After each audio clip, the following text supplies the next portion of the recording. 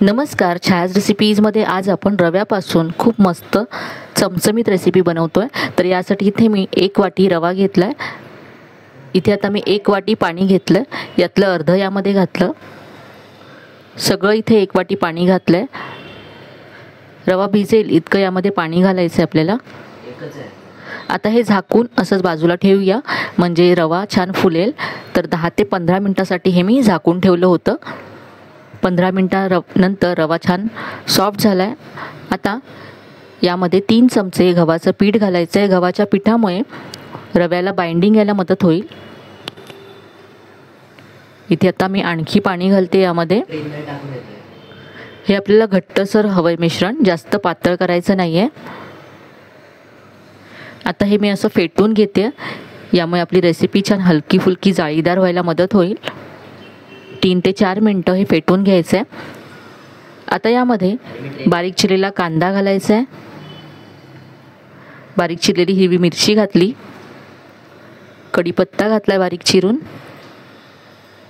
किसलेलं आलं घातलं, अर्धा चमचा जिरं घातलंय, पाव चमचा जाडसर कुटलेली काळी मिरी घातली, यानंतर चवीप्रमाणे मीठ घातलं, भरपूर बारीक चिरलेली कोथिंबीर घालायची आहे। यानंतर यामध्ये 1 चमचा लिंबाचा रस घालायचा आहे। इथे आपण दही वापरलेलं नाही आहे, त्यामुळे इथे मी लिंबाचा रस घालते।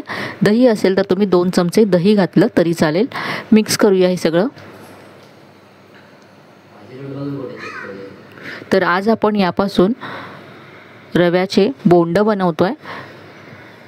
तर पुन्हा मी असं छान मिक्स करून घेते, फेटून घेते। तर याची कन्सिस्टन्सी अशी हवी आहे पहा। आता आपण बोंडांबरोबर खाण्यासाठी पुदिन्याची चटणी तयार करूया। तर इथे मिक्सरच्या भांड्यामध्ये मी भरपूर पुदिना घातलाय, यानंतर थोडीशी कोथिंबीर घालायची यामध्ये, 2 हिरव्या मिरच्या घातल्यात, थोडंसं आलं घालायचं आहे,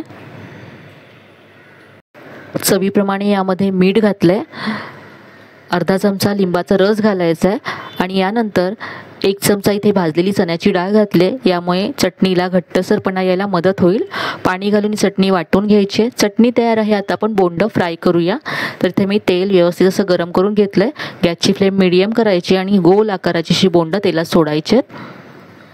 पीठ जर घट्ट असेल तर व्यवस्थित तुम्हाला हे बोंड तेलात सोडता येतील आणि आकारसुद्धा अगदी गोल देता येईल। पीठ जर पातळ झालं असेल तर तुम्ही थोडंसं गव्हाचं पीठ यामध्ये घालू शकता। बोंड पहा हलकी होऊन अशी वरती आली की यांना फिरवून घ्यायचंय। इनो सोडा न घालता मस्त जाळीदार अशी ही बोंड तयार होतात।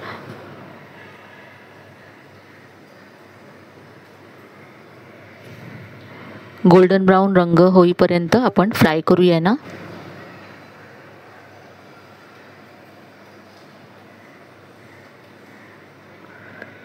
इथे मी बोंड काढून घेते आणि आपण जी चटणी बनवली त्याबरोबर हे आता सर्व करूया। इथे पहा मी एक तुम्हाला तोडून दाखवते।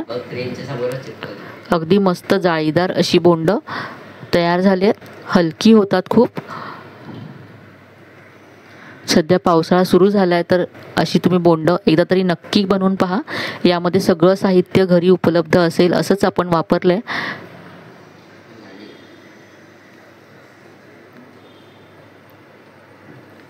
झटपट तयार होणारी मस्त चमचमीत अशी रेसिपी आहे। तर आजची रेसिपी तुम्हाला कशी वाटली कमेंटमध्ये कळवायला विसरू नका। रेसिपी आवडली असेल तर व्हिडिओला लाईक करा, शेअर करा। चॅनलला अजून सबस्क्राईब केलं नसेल तर नक्की सबस्क्राईब करा। चला तर मग पुन्हा भेटूया अशा छान छान आणि नवीन नवीन रेसिपीसह। तोपर्यंत धन्यवाद।